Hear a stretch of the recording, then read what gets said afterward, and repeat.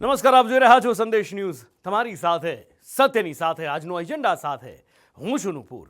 ગાંધીનગરની સત્યાગ્રહ છાવણી ફરી એકવાર આંદોલનની સાક્ષી બની છે। શિક્ષકોની ભરતી પૂરી કરવાની માંગ સાથે ફરી હજારો ઉમેદવારો ઉમટી પડ્યા। યુવાનો સરકારને યાદ અપાવવા ઈચ્છતા હતા કે ભરતીની જાહેરાત માત્ર કરવાથી કંઈ નથી થતું, ભરતીની પ્રક્રિયા પણ કરવી પડે છે, કેમ કે રાહ જોવાની પણ એક હદ હોય છે। જો કે સરકારને આ પણ ન ગમ્યું અને પોલીસે ફરી એકવાર ગઈ વખતની જેમ આ વખતે પણ મોરચો સંભાળ્યો। ફરી એ જ દ્રશ્યો જોવા મળ્યા। આંદોલન શરૂ થાય એ પહેલા જ અફરાતફરી, ટીંગાટોળી, ભાવિ શિક્ષકો જે આગળ જતા દેશ અને રાજ્યનું ઘડતર કરવાના છે, સમાજનું ઘડતર કરવાના છે, એમની સાથે દુર્વ્યવહાર અને ઉપરથી શિક્ષણ મંત્રીની એ જાહેરાત જેમાં માત્ર આશ્વાસન આશ્વાસન અને આશ્વાસન। મુખ્ય માંગણી છે કે 9 થી 12 ની ભરતી છે, કરો છો ક્રમિક કરો, એનું ડીવી જાહેર કરો, પીએમએલ જાહેર કરો અને ઉમેદવારોને ન્યાય આપો। માણસ જેવી સરકાર છે કે નહીં? આના કરતા તો અંગ્રેજો સારા હતા। ન્યાય તો માંગવાનો, હક માંગવાનો અમને અધિકાર હતો। અત્યારે તો અમે જ્યારે આવીએ ત્યારે અમને રેડી નાખી દે છે। આ દ્રશ્યો રાજ્યના પાટનગર ગાંધીનગરના છે, જ્યાં શિક્ષકોની ભરતી માટે ઉમેદવારોએ ફરી એકવાર સરકાર સામે બાયો ચડાવી છે। વર્તમાન ભરતી પ્રક્રિયા પૂરી કરવા સહિતની માંગો સાથે ટેટ ટાટ પાસ ઉમેદવારો સત્યાગ્રહ છાવણીએ ઉમટી પડ્યા હતા। ઉમેદવારોના હાથમાં બેનર હતા અને મુખમાં સૂત્રોચ્ચાર।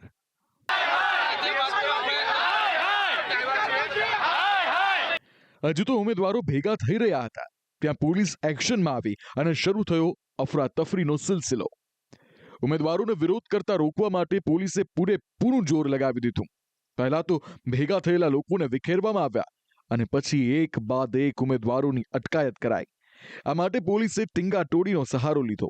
ઉમેદવારોને એવી રીતે ખેંચીને લઈ જવાયા જાણે તેઓ કોઈ રીઢા ગુનેગાર હોય। મહિલા ઉમેદવારો સાથે પણ પોલીસે આ જ પ્રકારનું વર્તન કર્યું। તેમને ઢસડીને વાહન સુધી લઈ જવાયા। પોલીસે મહિલાઓની પણ આમન્યા ના જાળવી।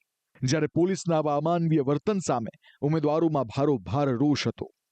મને ડોકમાણે ઊંચી નીચી કરી પછાડી, મને ડાયડે મને આ બધે દુખે છે બહુ। બેન ચિંતા નહીં કરો, મત તો આ જોડે અમે છીએ। આ લોકો આતંકવાદી હોય ને, આતંકવાદી એવું વહીવટ કરે છે। અમે ભાજપ સરકારને એટલે મત આપીએ છીએ કે અમે રસ્તા ઉપર ઢળાઈએ। અમે ભાજપ સરકારને એટલે મત આપીએ છીએ પોતાની ચૂંટણીનું કામ મહિના દિવસમાં બતાવે। અમને 2 વર્ષથી રસ્તા ઉપર ઢળે છે। માણસ જેવી સરકાર છે કે નહીં? આના કરતા તો અંગ્રેજો સારા હતા। ન્યાય તો માંગવાનો, હક માંગવાનો અમને અધિકાર હતો। અત્યારે તો અમે જ્યારે આવીએ ત્યારે અમને રેડી નાખી દે છે। વિરોધ માટે ભેગા થયેલા ઉમેદવારો પોલીસના બેફામ વર્તનથી વધુ ઉશ્કેરાયા હતા અને પોલીસે હદ તો ત્યારે કરી જ્યારે ઉમેદવારોની સાથે રસ્તા પરથી પસાર થતા કેટલાક લોકોને પણ પકડીને વાહનમાં પૂરી દેવાયા। કે પ્લીઝ આ બેને જગ્યા આપો, છતાં મને પોલીસે પકડીને અંદર મૂકી દીધી। બોલો, તમે વિરોધ કરવા વિરોધ નથી, હું સિટીઝન છું। મેં બધાને વિરોધ કરવા માટે નહીં આવ્યા। અમે વિરોધ કરવા માટે આવ્યા જ નહીં। જગ્યા ગાંધીનગર શહેરની હોય અને વિધાનસભાનું સત્ર ચાલી રહ્યું હોય ત્યારે પોલીસની આ પ્રકારની કામગીરી પાછળના આદેશ કે સૂચનાને સમજી શકાય તેમ છે। એમ પણ ગાંધીનગરમાં આવા દ્રશ્યો પહેલી વખત સામે નથી આવ્યા। જો કે ઉમેદવારો સાથે જે પ્રકારનું વર્તન કરવામાં આવ્યું તે નિંદનીય છે। ઉમેદવારોનો આક્ષેપ છે કે શિક્ષક ભરતી પ્રક્રિયા અત્યંત ધીમી ચાલી રહી છે। તેમની માંગો પર નજર કરીએ તો તેમાં ધોરણ 9 થી 12ના શિક્ષક સહાયકનું પીએમએલ અને ડીવી શેડ્યુલ જાહેર કરવાનો, ધોરણ 1 થી 8 માટેના વિદ્યા સહાયકમાં કેટેગરી અને વિષય મુજબ જગ્યાઓનું લિસ્ટ જાહેર કરવાનો, 5700 શિક્ષકો અને 1200 આચાર્યની ખાલી પડેલી જગ્યાઓ વર્તમાન ભરતીમાં સામેલ કરવાની, ગયા વર્ષે મંજૂર થયેલા 2750 વિદ્યા સહાયકોને ચાલુ ભરતીમાં સામેલ કરવાની અને વેકેશન પહેલા શિક્ષક ભરતીની પ્રક્રિયા પૂર્ણ કરી નિમણૂક પત્રો આપવાની માંગોનો સમાવેશ થાય છે। સરકારે ભરતી જાહેર કરી છે, ભરતી કાચમાં ગતિ ચાલુ રાખી છે। તમારી મુખ્ય માંગણી છે કે 9 થી 12 ની ભરતી છે, કરો છો ક્રમિક કરો, એનું ડીવી જાહેર કરો, પીએમએલ જાહેર કરો અને ઉમેદવારોને ન્યાય આપો। કાચમાની ગતિ છે, ભરતી છે, ભરતી બંધ કરો। અમારી મુખ્ય માંગણી એ જ છે કે 9 થી 12 ની ભરતી છે, કરો છો એમાં પેલા ડીવી નો કાર્યક્રમ જાહેર કરો। આચાર્ય જે છે અને જે જૂના શિક્ષકોની જગ્યા છે એ જગ્યામાં વધારો કરવામાં આવે. આ ઉપરાંત ઝડપથી ભરતી પ્રક્રિયા કરવામાં આવે. પીએમએલ અને ડીવીની તારીખ રજૂ કરવામાં આવે અને 1 થી 8 ધોરણની અંદર અને આ ઉપરાંત 9 થી 12 ધોરણની અંદર જેટલો જગ્યા વધારો શક્ય બને છે એટલો જગ્યા વધારો કરવામાં આવે. ટેટ ટાટ પાસ ઉમેદવારોનો સવાલ એ પણ છે કે આ વર્ષે 31 મે સુધી ધોરણ 1 થી 5ના 21,000 થી વધુ શિક્ષકો નિવૃત્ત થવાના છે. તેની સામે ભરતી માત્ર 5,000 શિક્ષકોની જ કેમ થઈ રહી છે? તો આ તરફ શિક્ષણ મંત્રી પ્રફુલ્લ પાનસરિયાએ પણ સ્વીકાર્યું કે ભરતી પ્રક્રિયામાં વિલંબ થયો છે. આ માટે તેમણે આચાર સંહિતાનું કારણ આપ્યું. સાથે જ તેમણે ભરતી પ્રક્રિયાને પૂર્ણ કરવાનું પણ વચન આપ્યું. કરી છે ને એનું શેડ્યુલ કોઈક જગ્યાએ 1-2 મહિના લેટ થયું છે. એના અનેક કારણો છે. એમાંનું એક આચાર સંહિતા પણ હતું. જે 24,700 ભરતી કરવા માટે સરકારે જે બાંહેધરી એટલે જાહેરાત કરી છે પૂર્ણ રીતે થશે. કોઈ લોકોના દોરવણીમાં આવીને આવા આંદોલનમાં જોઈન્ટ ન થવું જોઈએ. કારણ કે સરકારે જે કમિટમેન્ટ 24,700નું આપ્યું છે એ ચોક્કસ પ્રકારે ભરતી થશે ને થશે. શિક્ષણ મંત્રીએ ઉમેદવારોને ભરતી પૂરી કરવાનું આશ્વાસન તો આપી દીધું, પણ આમ ક્યાં સુધી થશે તેની સમય મર્યાદા અંગે કંઈ કહી ન શક્યા. ઉમેદવારોનો રોષ તેની સામે જ છે. ભરતી જાહેર કરીને સરકાર વાહવાહી તો મેળવી લે છે, પણ ભરતી પ્રક્રિયાની પૂર્ણાહુતિની તારીખ જાહેર નથી કરવામાં આવતી. કારણ કે વારંવાર રજૂઆત કરવા છતાં મંત્રીશ્રીએ એવું કીધું હતું કે તમને 1 મહિનાની અંદર ભરતી પૂરી કરી દેશું, પરંતુ વાયદા ઉપર વાયદા આપે છે. 1 મહિનો થઈ ગયો, આજે 40 દિવસ થઈ ગયા, પરંતુ 40 દિવસની અંદર ભરતી પ્રક્રિયાના નામે હજી ઝીરો છે.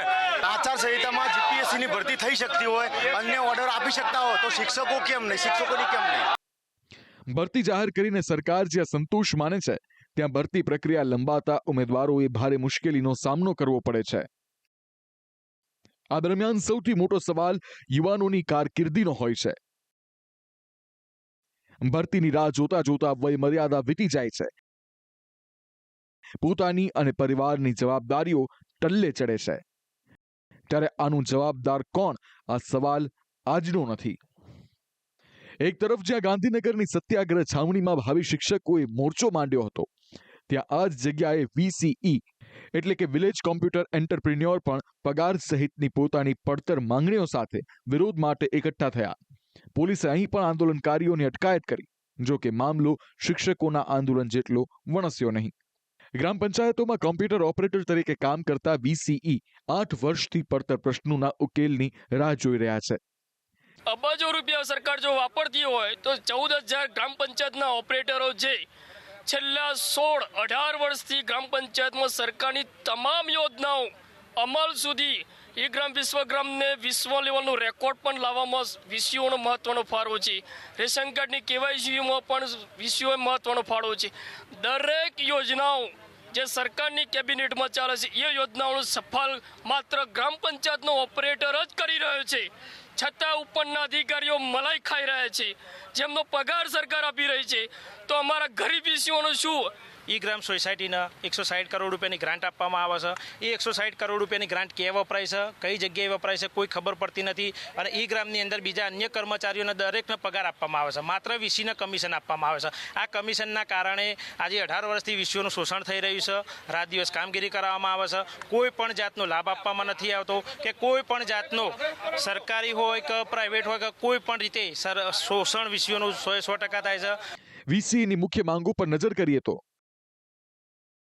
તેમાં કમિશનની નીતિ હટાવીને ફિક્સ કે લઘુત્તમ વેતન આપવાનો, નોકરીની સલામતી આપવાનો, છૂટા કરેલા હોદ્દેદારો અને VCને પરત લેવાનો, VCના પરિવારોને આરોગ્ય સેવાઓ અને વીમા કવચ આપવાનો,